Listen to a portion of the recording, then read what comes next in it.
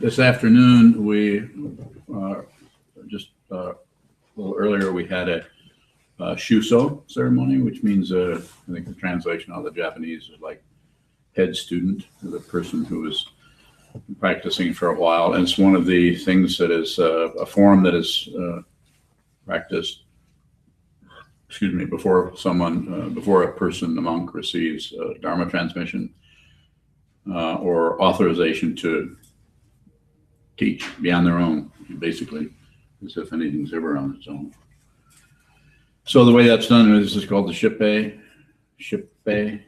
and one is sits, and the head student receives a shippei, and then he or she strikes twice, and then that person receives questions, and usually fairly rapidly, and just functions as best as they can relative to what's being asked and relative to the understanding that comes up from your training and so on. And so it's a way of not only training a novice monk to take their seat and function for the benefit of all beings, but it's also a couple of different ways. It's a way for people who are not in that position, may never be, to really see what this entails from the point of view of teaching, the way this is a little bit different kind of teaching than just generally information about something. And it's also good for the Shuso to get an idea of what it's like to be in the headlights or in the spotlight, or everyone's looking at you and everyone is asking you, people are asking you, what about this? What about this? And kind of pushing your buttons. When we do this, I invite everyone to go after the person, to put some pressure on them, and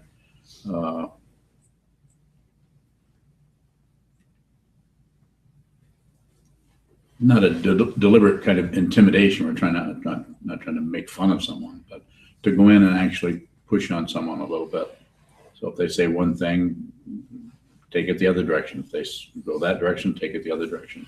So we had three people today who are monks, Unyo, Kozan, and Chazan, all did about, 25 minutes apiece, something like that, 20 minutes, where we went through this process. So the idea there, as I was saying, was for you as a student, as the head student, as a person that's been practicing, who is interested in proceeding and teaching, and at some point even possibly receiving Dharma transmission, which means if you receive Dharma transmission, then you would have to start sewing again, unless you already had a lot of students, which, or if you're married to someone who sews, I was lucky there.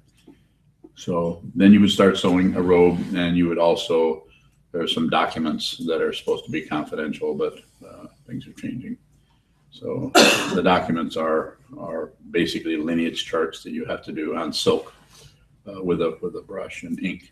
So that's challenging, and it's something you would do beforehand. Then the person who you're receiving that transmission from would actually sign those and date those. You would make the document yourself. Then he or she would come along and sign it and date it and stamp it with the lineage stamp. So kind of authorizing you to, it's like you've been on the shore most of your life, and now someone's putting you a boat and they're kicking it out. You have no oars. So it's kind of, you're kind of on your own. So the idea there at the end of each question would be to mark it with the shippei, or hitting it twice. That means that you've finished responding to the question and ready for the next question. So at some point, when we have the actual Shuso for any one of these monks, or this is the, like I say, these have been kind of practice. But on the other hand, nothing's really practice. So when we do that, we'll announce that so people can come and it'll be their official one. Sometimes people go through several Shuso ceremonies depending on the teacher. This is just the way I want to do it.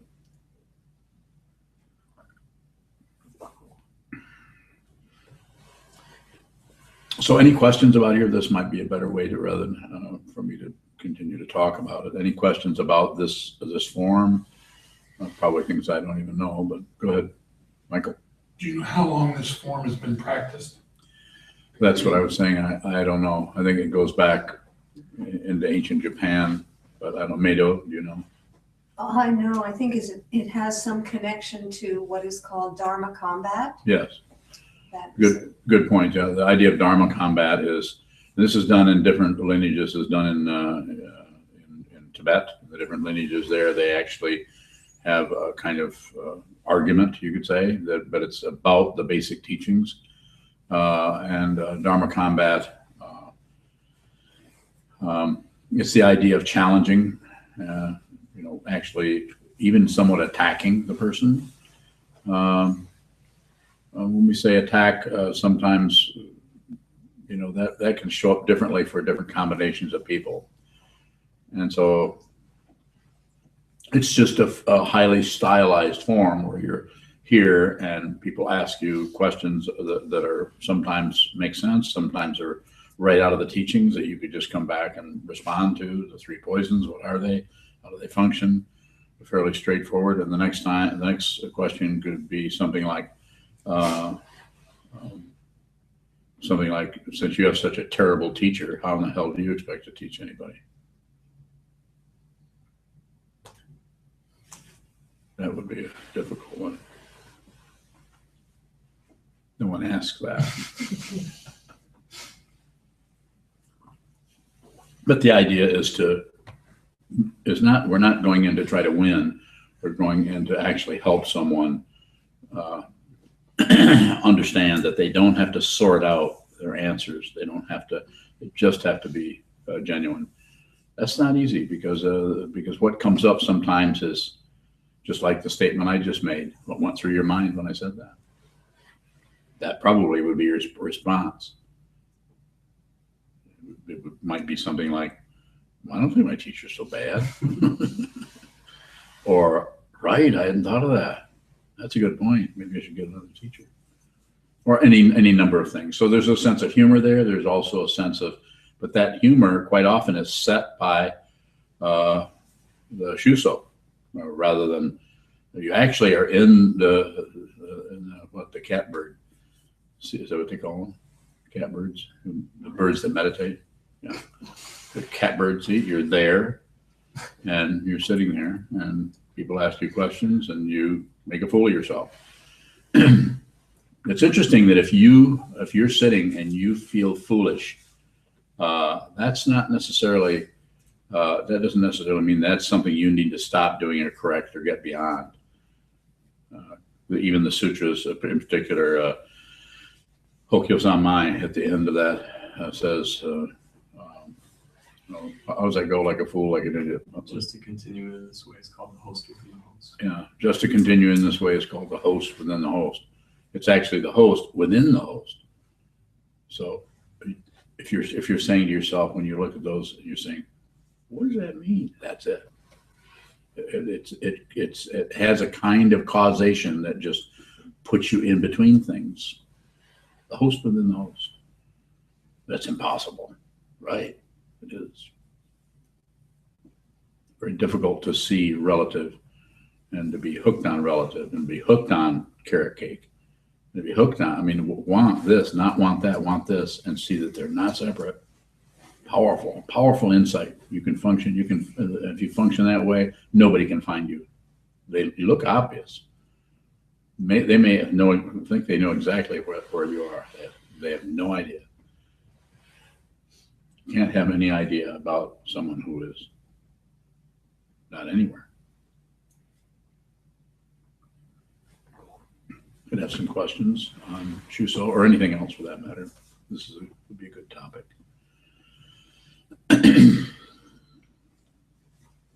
Sokuzan. I'm just curious about what are helpful ways to ask questions to help bring out the person's understanding. The Shusos, Yes. or anyone else. It's always a teaching, learning. So I think you were doing it. You were asking questions of Unyo and Kozan, and vice versa. It works both ways. But did you notice how you might, that might be happening? You might feel kind of picked on by someone. You know, it might arise and then it'll kind of float away, or it might get stronger. But you know, you can't. We aren't trying to get rid of our personal feelings, so we don't have any reaction. We don't have any feeling of being wrong or whatever. But rather to see that they're unreal. They're just generated, quite often triggered by something else that doesn't have anything to do with it. Yes. Is there a way to respond out of the space and not the intense emotion that might arise? You said it. Respond out of space. And if you respond out of space, you don't know what you're going to say. Mark. If you're reacting out of awareness, is there a right or wrong answer? So the first thing I would say is, you know, with respect to your question, because I understand, but I would say the very, not first word, but the word you're using, reacting, that's like it's starting to say on Facebook, how do you react? It's like, this happens, react. This happens, react. I'm not saying there's not some reacting going on, but there's more, if you're doing anything at all, there's more actually acting. Not something happens, you're reacting to that. You're actually acting in such a way that you're not separate from it. So you're not agreeing with it. You're not disagreeing with it. You're not shutting down or moving away from it. That's an amazing thing. Think about that. Not going towards it, not going away, not closing it off. It's just like looking at fish in a pond. So your question again? Let me rephrase it. Responding out of awareness. Yes. Is there a right? If I'm putting myself in Yeah. Unyo and Kozan and Chezan's place. Yeah. If they're responding out of awareness to a question, Yes. is there a right or wrong answer? No. Good question. That's a correct question. There's no, there might be an aspect or a quality of being correct or incorrect, but it's not, that's not what we're looking for. We're actually looking at, which I said before we even began, is just be present. Have a sense of humor, have a sense of openness about it, have a sense of presence. Trungpa Rinpoche referred to that as authentic presence. Just it's authentic, it's genuine, you're here and you have no agenda. And unless you've received the Bodhisattva vow, in which case you're here to save all beings. That's like when I gave the ship bay to Unyo. I said, didn't I say something like, what is this stick for? You said to save all beings. That's, from the point of view of what we're talking about, that's a correct response, but it's not the only correct response. She could have said, knock you on your ass. That's not a good approach. Say that. And to do that, I'm not saying you couldn't say that at some point, but you better know who you're talking to. When I say you better know who you're talking to, you better know who you are and who that person is.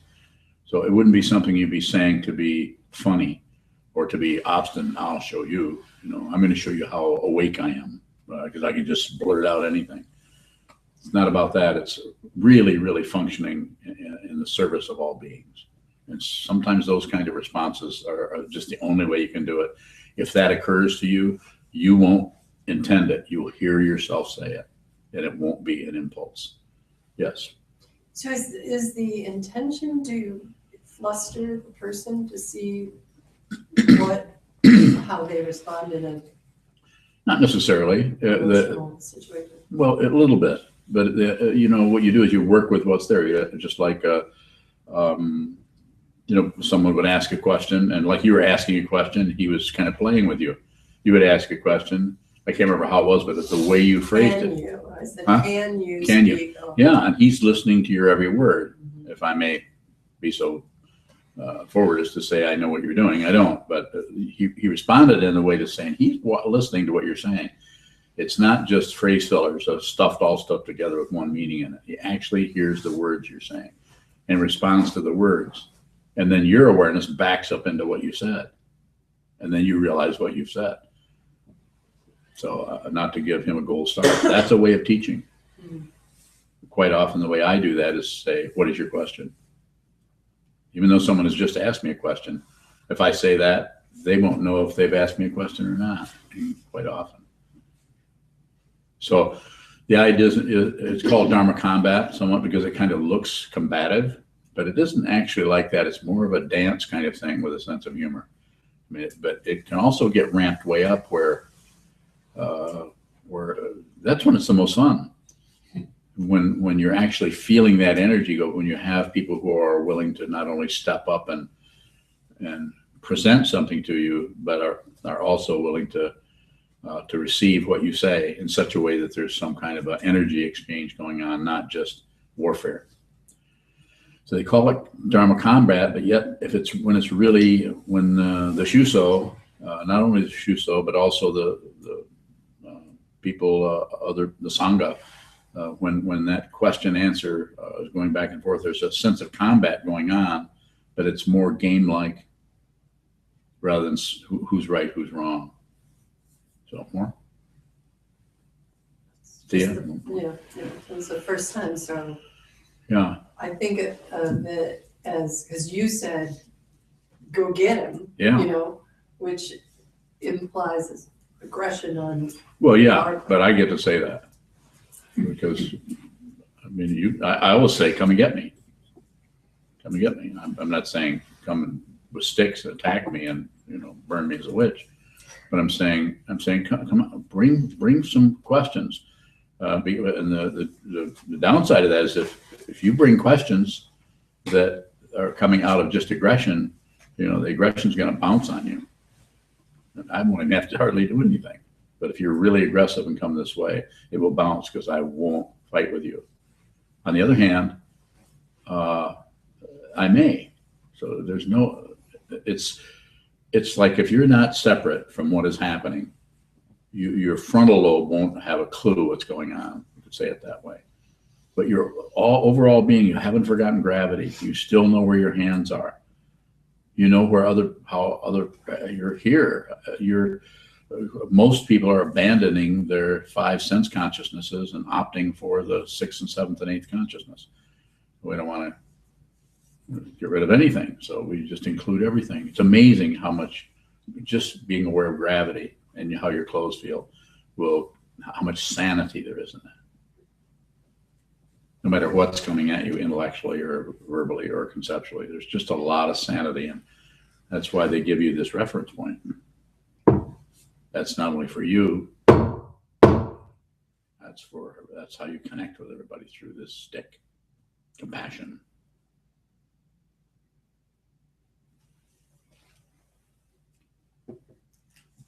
Other questions? Michael? I'm wondering about the responses. What about them? It seems that you're looking for a response that's not something from knowledge. Is it something that's just an action?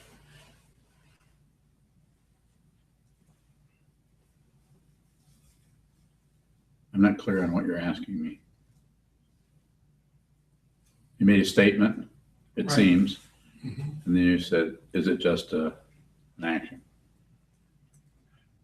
I mean, I don't want to do this to you, but if I, go ahead. It seems that Go ahead. you just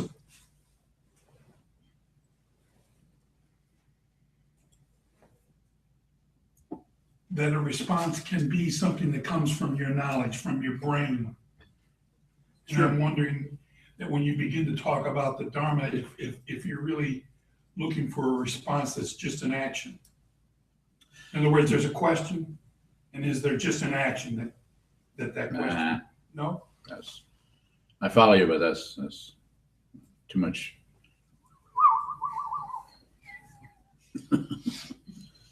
It's much more direct than this. It's very simple.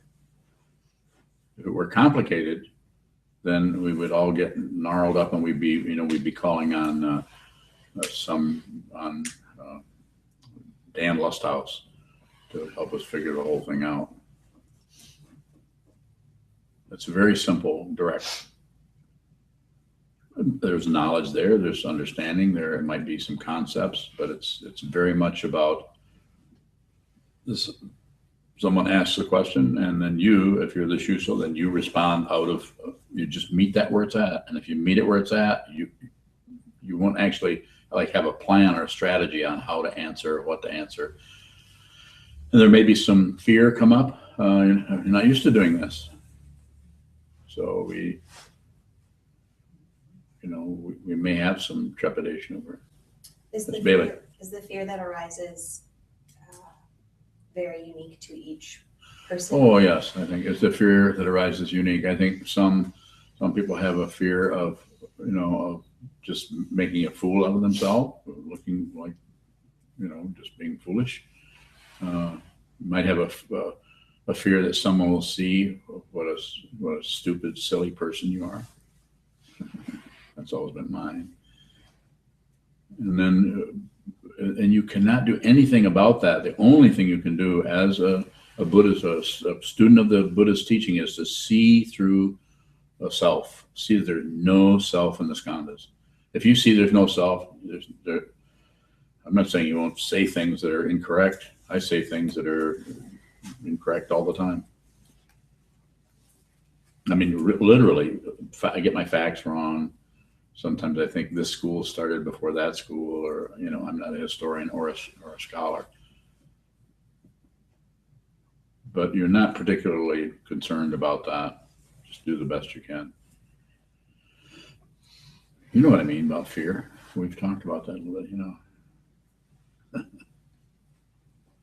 Mark. There are organizations, I'm thinking of the Sokuzan Buddhist Association Yeah. in particular, that offer kind of accreditation. Yeah. Are you a member of any of those organizations? No. And if so, when? If not, why not? Don't want to. And there's different, we could talk about it. I think it's a good organization, people that want to belong to that and get together and support each other. And I think it's great. They should do that.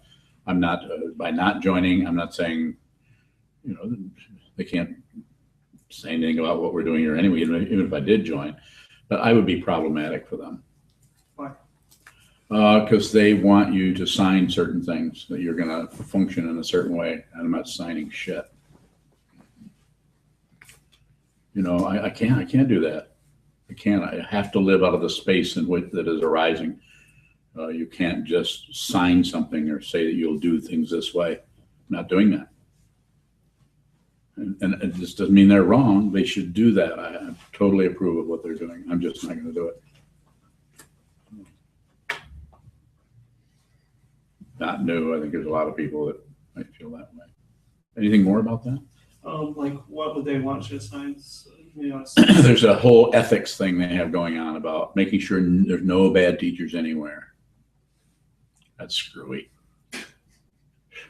It's just so disrespectful to the Buddha's teaching.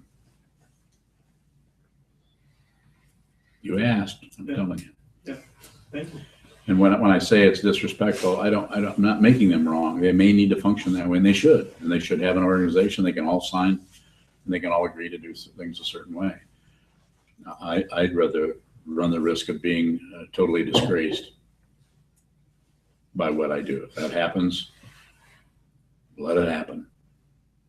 I don't need that, and I wouldn't ask my students to do that. On the other hand, when this body disappears, what my students do, then they'll do what they need to do. They may take it the other direction. I mean, it actually may be time to take it that way. But we just got started. Right away, we're going to immediately become fundamentalist. Not doing it. Good question. Thank you. That's a good Shuso question right there. Mado. Yeah, I may not have heard this correctly, but one of the things I heard from all three of the the head students, was a kind of reluctance to be a teacher. There was something Yeah. going on there. And What's your question? I was wondering how, as their teacher, you felt about that. I feel good. I tell everybody, don't teach unless you have to. I've told everybody. And for you to be here for 3 months, I've told you, while you're here, don't teach. Even though you're a teacher, you have your own Sangha. While you're studying here, you're studying with me as a teacher, don't teach. I say don't teach, and with a Chezan or Kozan or Unyo, if I tell you to teach, then get up there and teach. If I tell you not to teach, then don't teach. And when I'm gone, then you're on your own. But while I'm here, I'll function that way. So it's a good question. I didn't see it as reluctance myself. I just saw it as functioning. You're just functioning. If someone asks you a question, then you're probably going to be doing some teaching. If somebody doesn't ask you a question, don't teach. Don't volunteer to help somebody out or something. Usually when we do that, it's more about us than it is about fundamentally helping someone. I'd love it if you had another question in that area.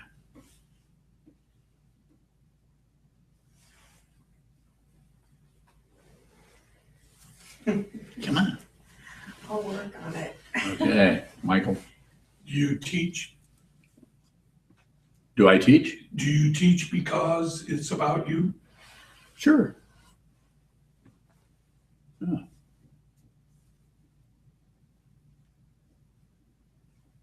What's different about that? Is there anything different about that?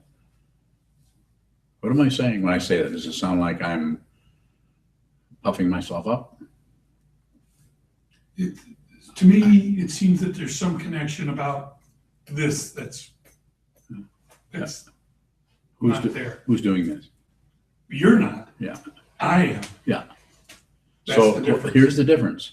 The difference is I see that self is not real. I say there is no solid self. I mean, I'm actually hearing some kind of echo going on. When I sit up here and talk, I'm looking at you guys. Hey, what up? Whip nene. I'm seeing you. But if I look back here, I don't see anything. If I do something, see something back there, I see you guys. There's just functioning. So you may seem like a self-centered person, and you may not. You're not worried about anything. You're not concerned about if you look egotistical or don't look egotistical. Pretty astonishing. But to actually see it, just for you to say I'm doing this and you're not, to be able to see that, just keep looking at that, and stop and think what that means. That if there's no self, there's no other. So if you look over here, it's all about me, because I'm saying I know if you look at me and talk to me and ask me questions, you're getting close to realization.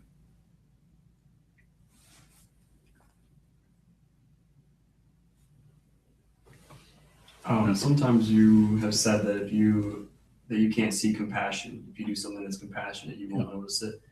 Probably not. Is there a correlation between teaching? If you're teaching, you might not know it. I think it comes and goes. You just do the best you can to teach, have a topic, maybe, or not.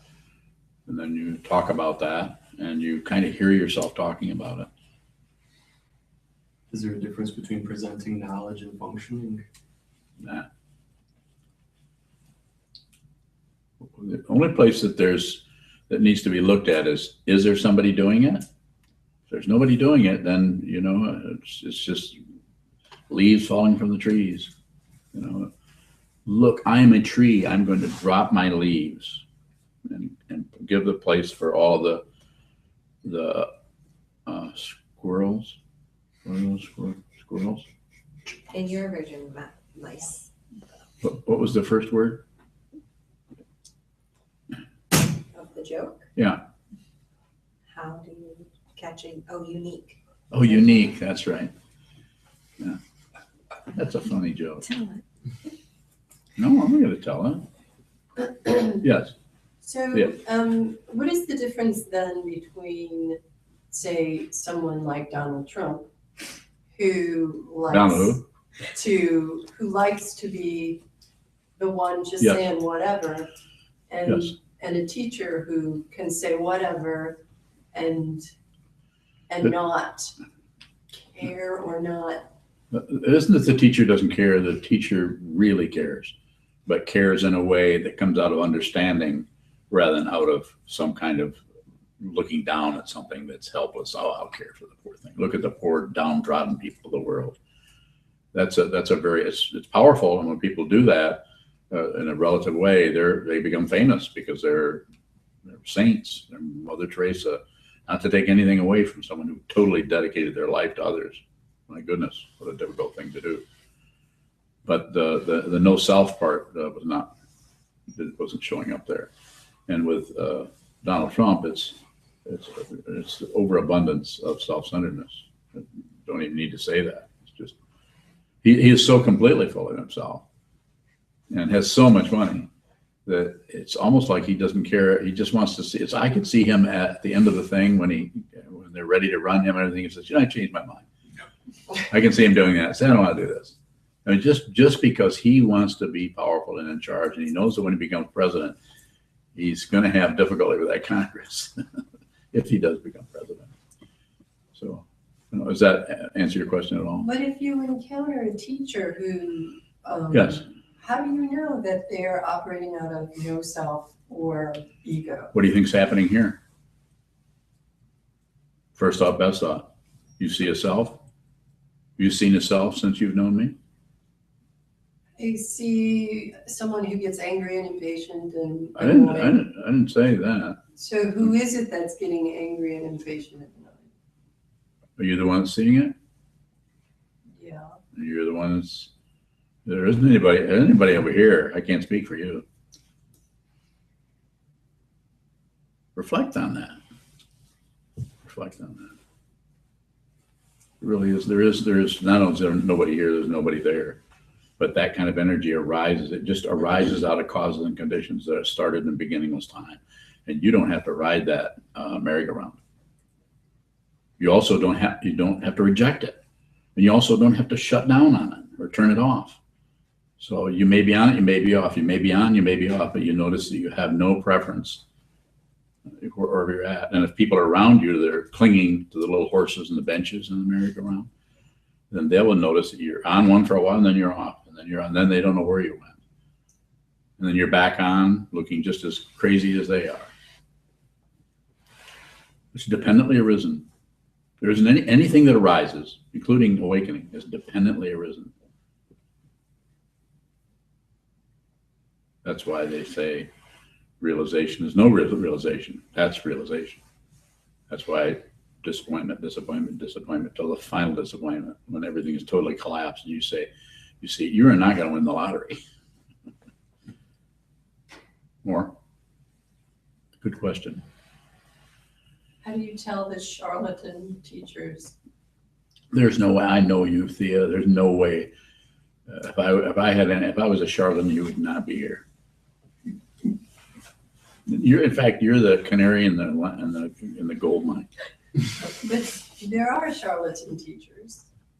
Oh shit, a whole bunch of them, and they're of differing degrees. I mean, some of them have a strong desire to help, but there's something about it that doesn't.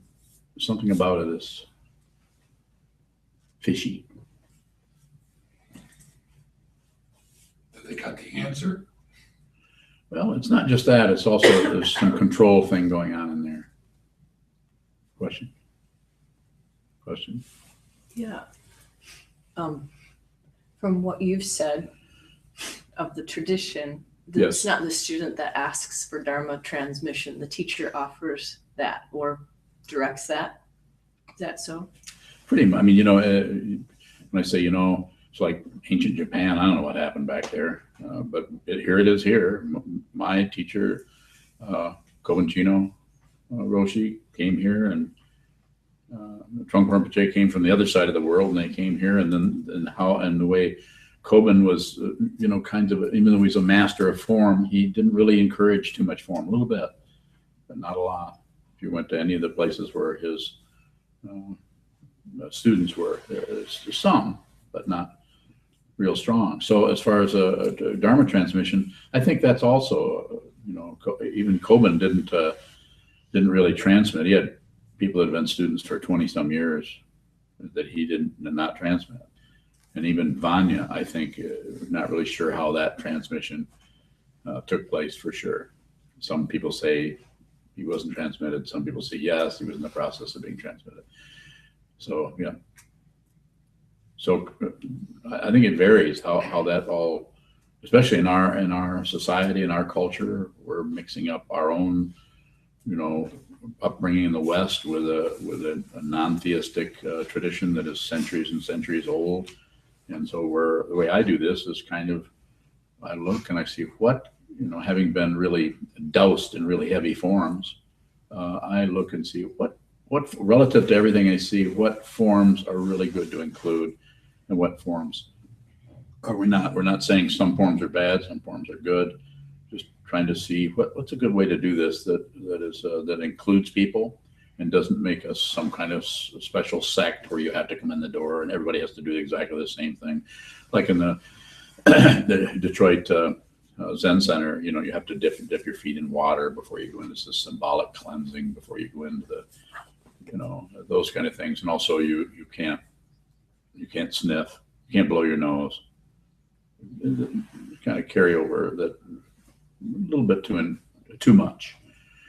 So same thing with Dharma transmission. That's there's lots of things that are changing in that area also.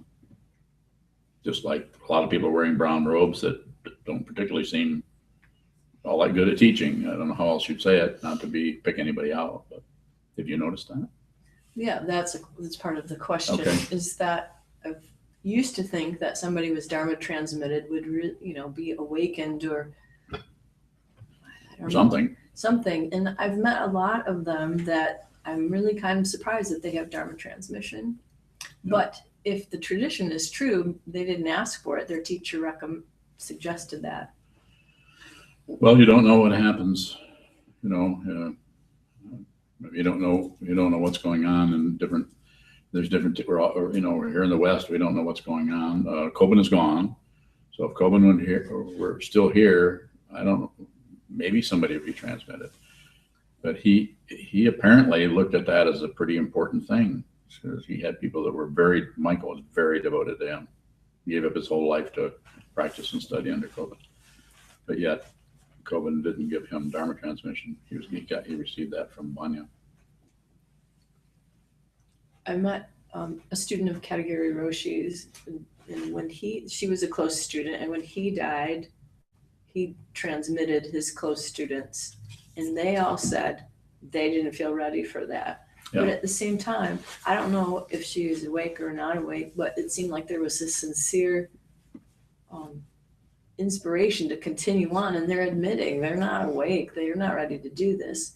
So is it possible to help people without being awakened? Sure. Of course. How would you do that? Be clear about what you know and what you don't know. If you know what you know and you don't know what you don't know, and you know the difference, then you'll teach out of what you understand and not out of what you not just kind of think, I think I kind of understand that. You don't know it, you don't know it. Like I have often said, if you're realized, I'm not saying there won't be some doubts. Yeah, there's going to be some, but fundamentally, there's not doubts about that. You might have doubts about how you're going to pay the light bill, but you're not doubting about life and death. You're no longer confused about life and death like most people are. They don't know what's going to happen after they die. I do. What? I'm not going to tell you. You figure it out. Or no, don't figure it out. you awaken to it. More about the brown robe and why Yeah, why even have such a thing. it seems like the provisional teachings or some of the teachings are ways that we can help people conceptually so they can see it themselves. Yeah. So how, as people on this path, monks, how important is it to study some of the conceptual frameworks of looking at mind? Very important. And I'm not saying that that, you know, just like you're up in Traverse City, you have a sangha up there, and I've been saying for a long time, go teach. I'm not saying, when I say don't teach, I know you're not gonna teach something you don't know. No, or anybody that went through Shuso here, they're not not gonna pretend they're awakened. So I say go teach, go ahead and teach. Have a class, teach the Four Noble Truths, the Eightfold Path, 12 Links, and whatever aspect of the concepts that you want to teach, and then field questions and do just like you did here. If you're asked something you don't know, you say, I don't know. A very simple situation. And the brown robe is somewhat beside the point when it comes to saving all beings. You may have a brown robe, you may not. You may not.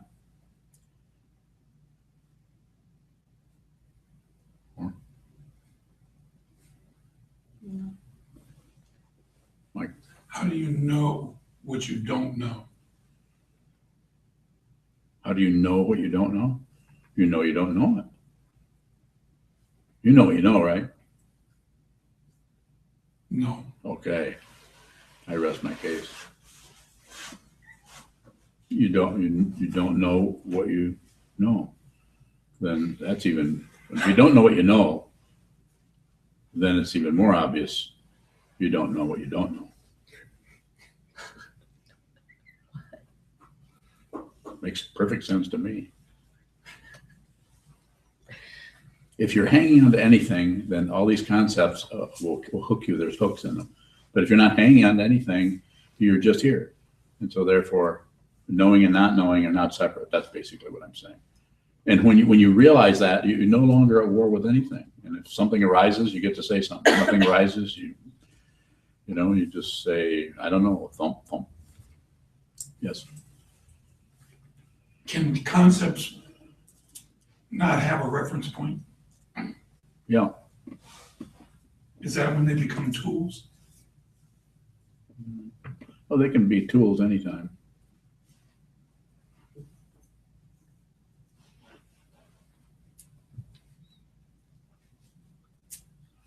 Quite often a concept is its reference point, but then we kind of scooch it around and hook it up with something else and try to elaborate on things to try to get some kind of a feeling for how to make a anti-gravity machine or something.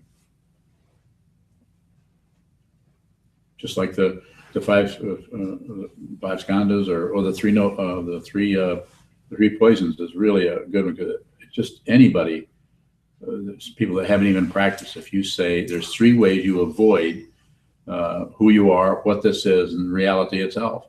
There's 3 ways that you do it, 3 basic ways. Stop it. You say, well, I can't. That's awareness. And when you say I can't, that's when the awareness starts to look and say, who can't? Who can't have say so about this? Passion, grasping, pulling, craving, aggression, pushing away, destroying, chopping up, and ignoring or distracting yourself or looking somewhere else and just not looking there anymore. And maybe the commentary, that doesn't concern me, or, go get a job, that kind of thing we hear all the time. So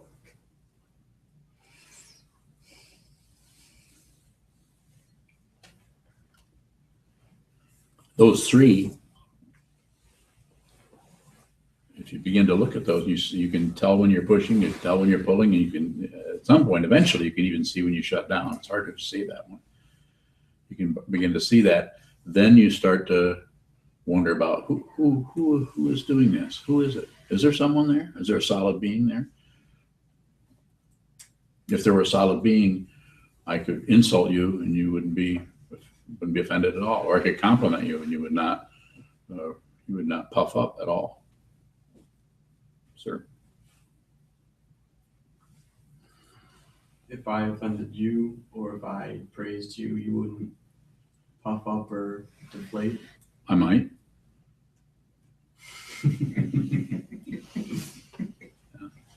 I might not.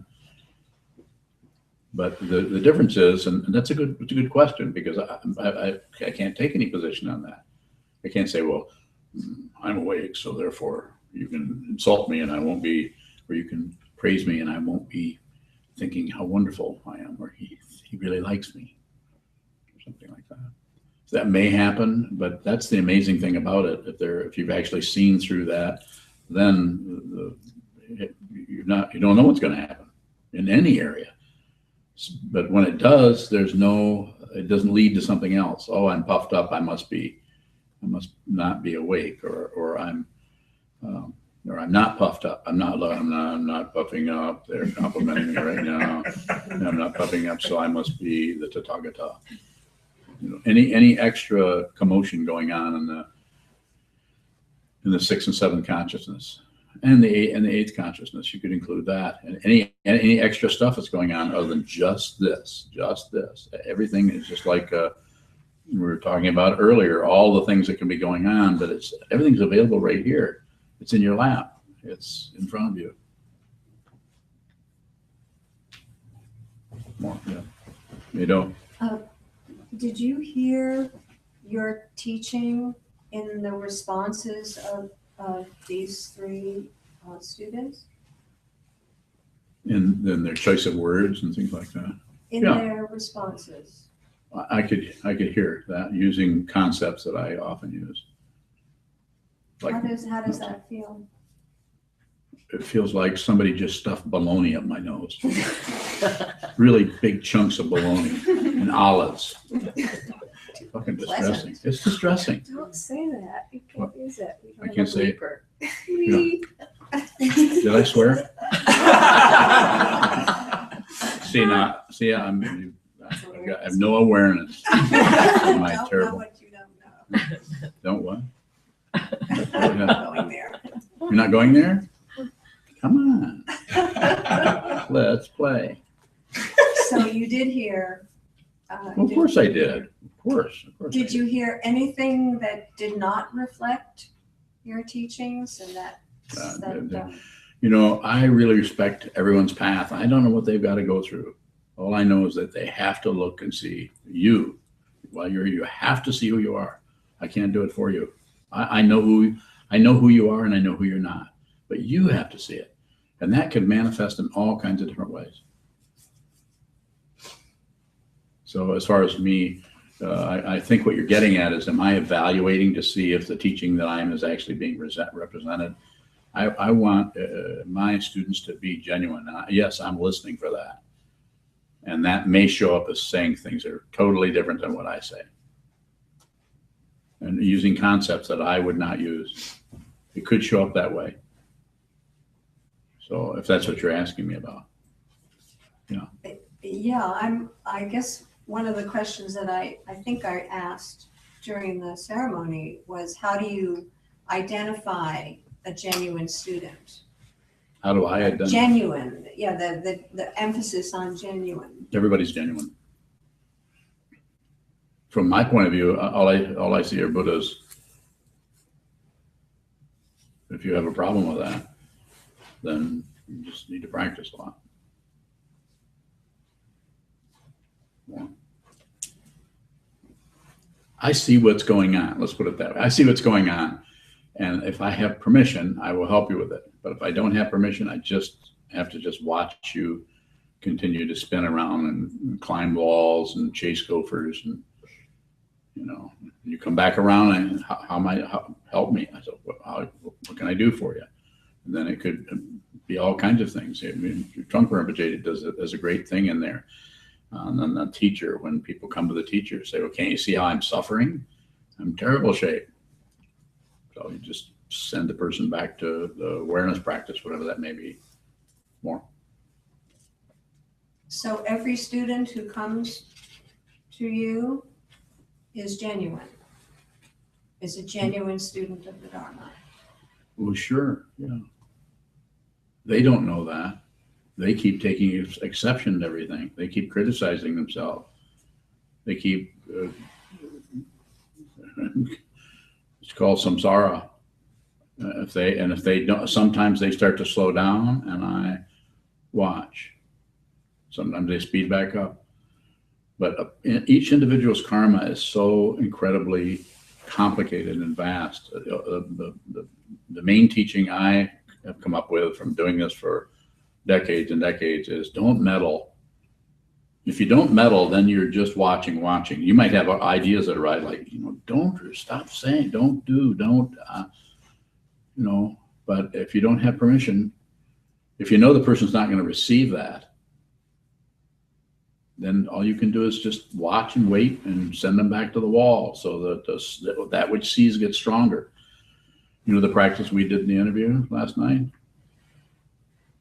the don't move, where we sat and I said, let's talk. I won't move, you don't move.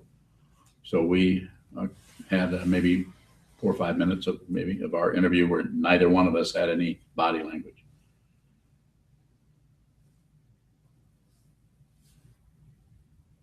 How was that for you? Torture, Yeah. How was that for me? a breeze. No, it wasn't a breeze, but it was fun. Did you not move your mouths either? Did you just sit and look at each other? No, or like did you move this. your Hey. mouths?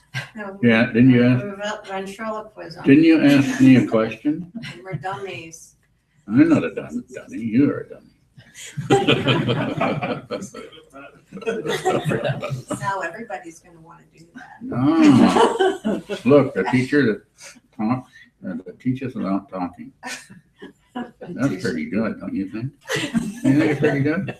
Yeah, Why did you do that? I have a lot of awareness. Wanted to have some fun. My awareness is what's talking. Don't you think? All right. Question? Me? Yes. You just said to me though, I know who you are and I know who you're not. Yes. How do you know who she's not? She's not separate. She's not separate. And she's not separate. Is Same. that all you meant by that? Yeah, that's where I was at when I made that statement. I know you're not separate. You don't realize it. Realize it.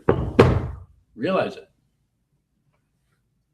Insist on it. Insist on seeing your Buddha nature before you pass. Insist on it. That's all I'm here to do, is to, whatever people come, I'm going to say to you, do it. You can do this. So Yeah. if you, and I know this has occurred probably many times, if you have a student who comes to you who seems to be just full of themselves as a Yes. student, like the identity of the Yes. Buddhist student, and even if that is their confusion, Yes. there's still a genuine student, as you said, even though they don't know it, it's just, they're just, I mean, otherwise it would drive you crazy. Otherwise, if you didn't see Buddha nature in people, if you didn't see Buddha nature in everyone, then it would just be crazy making, because you'd feel like you had to repair people, or you had to somehow convince them that there's something to do, or they should, it would be difficult.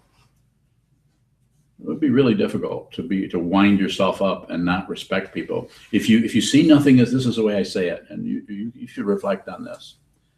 All of you, I have. When you see that nothing is separate, you see the way in which everything is separated. The way things are separated, that creates the illusion.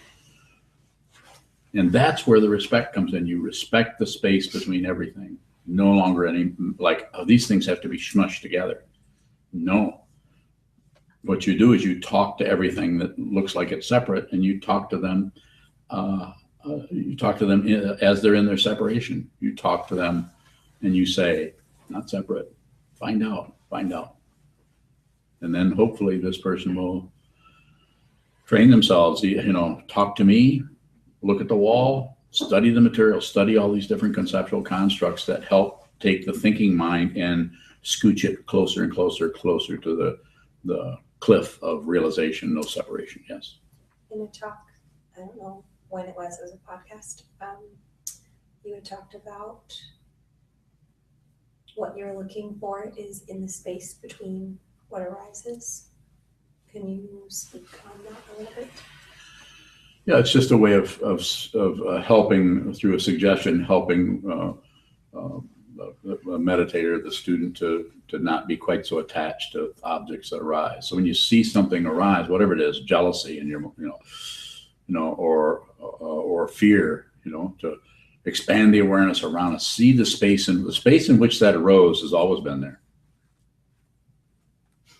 It's always been there, and then, but we so much shut down on the space, in some way, and so when something arises, whatever it may be, whether it's pleasure, pain, whatever, it arises, and they all arise in the same space, and then you look at it and say, is there space?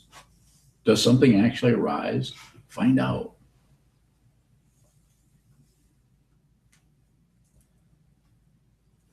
Essentially. What's the difference between not being able to find the self and seeing that the self is not real?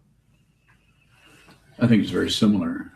If you look for a solid being and you don't find anything, then you might look back and try to see who's looking for that. And that doubles back, and then you can't find anybody who's looking for it. And then you think, well, who is it that's looking for the person who's not looking for it? We've all been there a little bit. But eventually you just see that it's a hall of mirrors, or it's the endless situation. What was the other part of the question? When the sense of self is really slippery and undependable, So that part of it is that's more than not finding anybody. That's one way, one kind of seeing selflessness. But then the other kind is seeing that anytime you find a self, it morphs into something else. One of the very simple, ordinary way that we all say this and express it and is to say, well, a part of me wants to be a dental technician, and another part of me wants to work in a morgue. And I just can't make up my mind between the two. So, but we do that. We're always splitting ourselves up. And if you realize, you probably will stop doing that. No guarantee. Maybe you'll realize and do that anyway. Yes, sir. Is everything not being separate? Is that because everything's building off, or everything's in the moment together, building off the previous moment prior? Kind of like wood doesn't turn to ash? There's something to that. What you're endeavoring to do there, William, is to take the structural, conceptual thing and push it towards that ultimate situation. The ultimate situation, there is no plus and minus. So we're taking the relative thing and trying to scooch it along and see, well, if I move this right into this emptiness, will it still be there, or will it go poof? So what you're saying is a way of working with the intellect. So I would say it's not something I would say, oh no, don't think that way. I would say contemplate that, see how far that model will take you. And yeah, I would do that. Have a question? Anyone? Yes, Mado. You often refer to yourself as a teacher person. Teaching person. What do you mean by that? I mean a person who teaches. That's what I am. I'm a person and I teach. I do that so it's more because it's just you're a person and you teach. I don't know what else to say. I could refer to myself as a Zen master, I guess, or some people do that. And I'm not saying that might not be helpful in some areas. I know the first time I called Ann Arbor back in the 80s, called the temple there, and they said to me, would you like to speak with a Zen master? I thought immediately, no. Speak with a Zen master. And I didn't at that time anyway. Can you speak with a Zen master? Well, what is the difference between a Zen master and a teaching person? None. More? I know you got more there. You got a whole cartridge belt.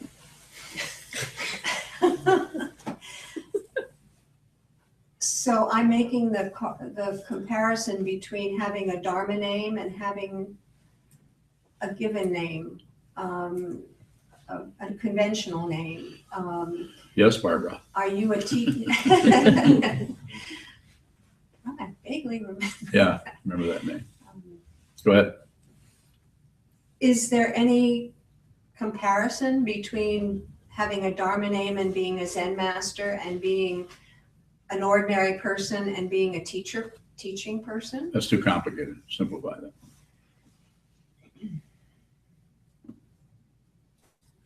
What's your fundamental question? Are you teaching as a person or as a master? Both. Sometimes one happens, sometimes another, but there's no, it doesn't hold still. None of it does. They're just concepts. Teaching person is more kind of open and generic. Anybody could step into that position. You function as a teaching person. I function as a teaching person. I'm not going to call myself a Zen master yet, but I might do it tomorrow. Things change that fast in this area, in this world. 1 minute we're doing one thing, the next minute. For years we didn't do Maitri Bhavana, and it just changed. We started doing it. Now we do that all the time. The same thing happens with the sutras. We do things a certain way, and it might be happen for a long period of time, and then we change it to some other way. So yeah, I could start calling myself a Zen master. I call myself abbot every now and then. I mean, I give myself that title depending on the situation. Yes. Is being a teaching person one of those many roles that you play? Is it one of many roles, or I is suppose. it, what other roles would you say I'm a such and such person? Frog. Mouse. A unique That's not mouse or a funny. tame mouse? Unique. A unique mouse or a tame mouse? Well, they're the tame, aren't they? Just different. I mean, it's kind of silly to go into it, but being Leo's husband, I'm a dad. I have children, I have grandchildren. So those kinds of, if that's what you're talking about. Other than that, I don't know. Are these all equal, pretty much, in the sense of importance and value in your life? What do you think? I'm not you, although we're not separate, so I could try to answer. I think it changes.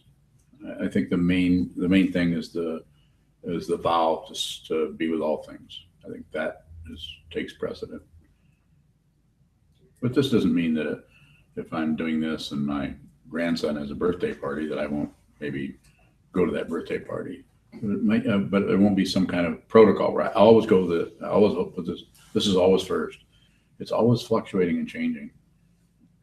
I could leave here if you talk to Unyo, and we could drive to California tomorrow.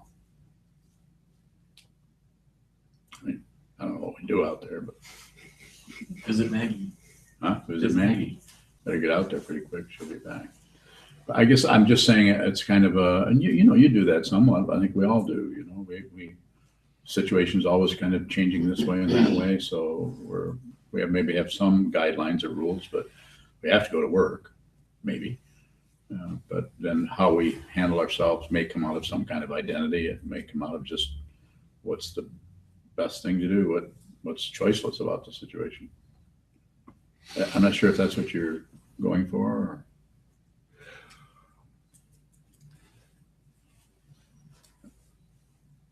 Yeah, I guess I'm wondering whether these vows the Bodhisattva vow, and Yes. the way that it gets expressed in teaching is on a deeper level than anything else that we do in our conventional life. If you've received the Bodhisattva vow, that needs to, if it doesn't take, why do it? Why do it at all unless it absolutely has to be first?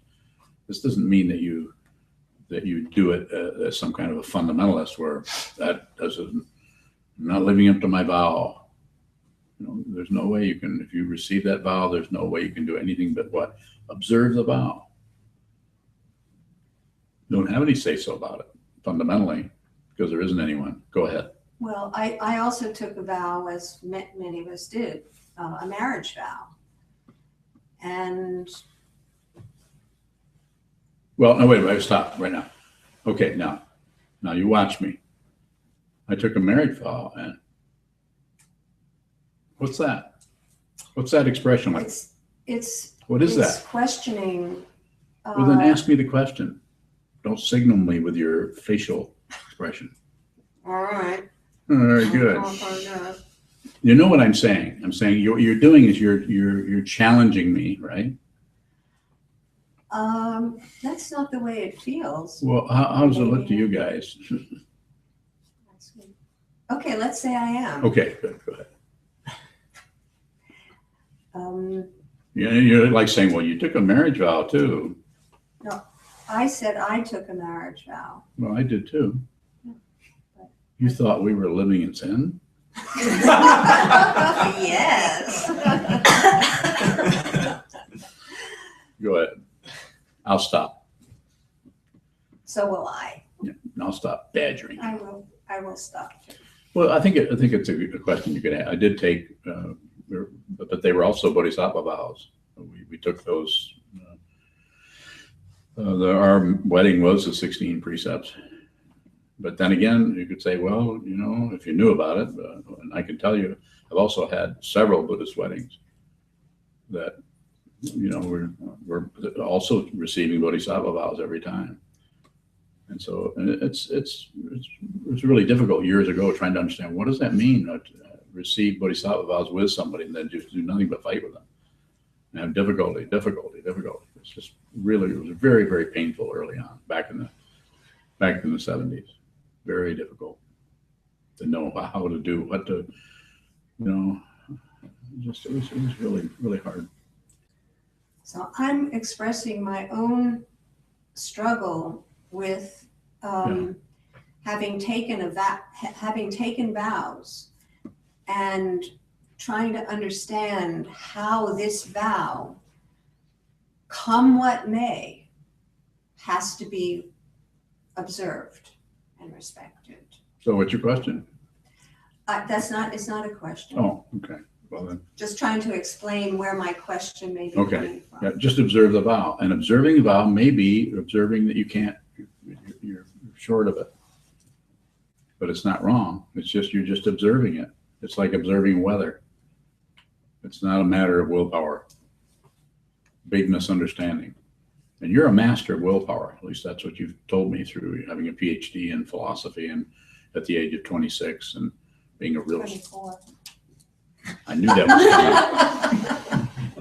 Yeah, I should have told you how many people were on their how many populations, if you correct me there. 750 billion.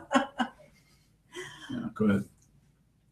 So I'm saying that you've used a lot of energy to, I'm going to accomplish this. I'm going to do this. And you work really hard to do that and to excel. And you even said until a couple of years ago, you were really doing it. That was working very well for you. So everything's changing. We don't really have any, you can't say, I don't think I want to get whooping cough or cancer or Crohn's disease, or you can't. Those things just happen to us like weather. So, and emotional dynamics quite often can just come upon us like some kind of weather coming from somewhere. So, but the vow can actually help you if you observe. The vow is just to be with all things. And the simple humanistic way of saying that is put others before yourself as much as you can. It's impossible to do it completely, but you could actually begin to think that way, so that instead of being really tired and going home, you stay with people that need your help. Just an example. Try to put others' welfare, others' happiness, you could say, before your own. Doesn't mean you eliminate your own or torture yourself, but to at least consider it. Yeah, thank you. Thanks for letting me make fun of you a little bit. Any further question, or should we break? Yes. We're talking about teacher persons Yes. and genuine students. Yeah. But even if we're not considering ourselves teachers, we have taken a vow, the Bodhisattva vow, and you've described it as helping others. Yeah. So if we're helping persons, Yeah. you said don't help unless somebody gives you permission. Yes. And it seems like sometimes people are asking for your help, but they really don't mean it. Exactly. You're practically quoting me. And sometimes it seems like people they are looking for help, but they're not, it doesn't seem that they're articulating it, or they can't, Yes. but the appearance is they need help. Yes. I follow you. How can you help in that situation if they're not asking you? Don't abandon them. One of the ways you abandon them is to not respect what they're going through and try to jump in there and read their minds or make a decision for them. As soon as you reach into something to, maybe you haven't meddled yet, but you're in the process of abandoning them. Be with all things. If somebody's there and they're confused, be with them. If you begin to see some way that you could work with them, like you as a physical therapist, or as doing craniosacral work or whatever work, you could suggest it. Say, well, I understand this is happening. We could try this. What do you think about that? So you could ask for permission. You could bring it up. I've done this with people down through the years of talking to someone and say, well, people might even say, what would you do? What would you do? And I say, well, I'm very biased. I come right out and say, I'm very biased. I'm a meditator. I meditate, and I'm not sure that it was just meditation. It's also study. I think the relationship to Sangha is really important because it gives you a chance to be with people who are studying also, and they are mirroring back who you are and what's happening with you. That's why it's such a powerful teaching, the Sangha. And so, if they ask you, then just make sure. Go back into that and say, okay, you've asked me for this. Now, you mean this? You really mean this? If somebody asks me to function as their teacher, I'll say, you really mean this? You mean it? You really want to do this? And then lately I've said, if I agree, then you need to tell me if you want to go some other direction. Come and ask for permission to go in another direction. It's only respectful to do that. And I, like I have said, I would always say, of course, do whatever you want. I'd be curious about what they're up to, but that's only happened a couple of times. Just have someone's asked me.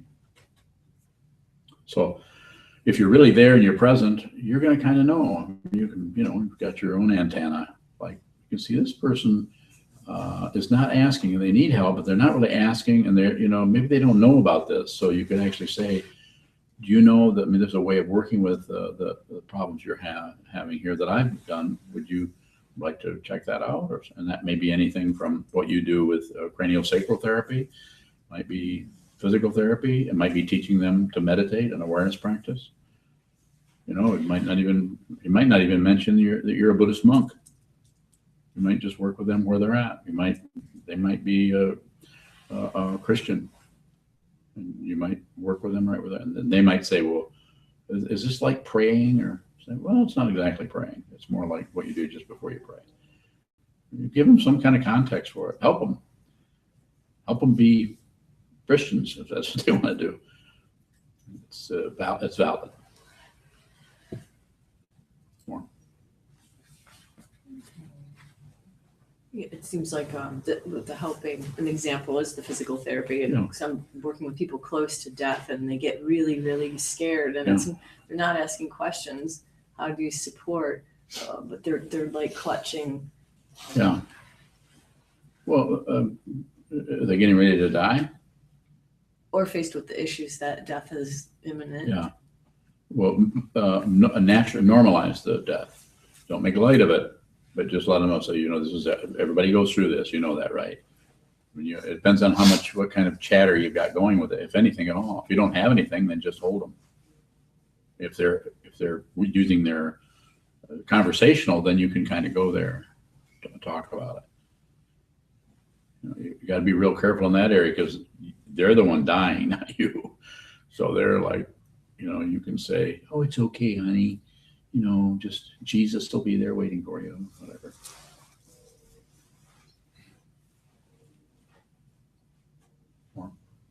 Yeah. So being where somebody's at, there doesn't seem to be a protocol for that. But you'll kind of know if somebody's there and they're suffering and they're dying or they're in pain. Maybe the only thing you can do is hold their hand or console them on some very intimate level.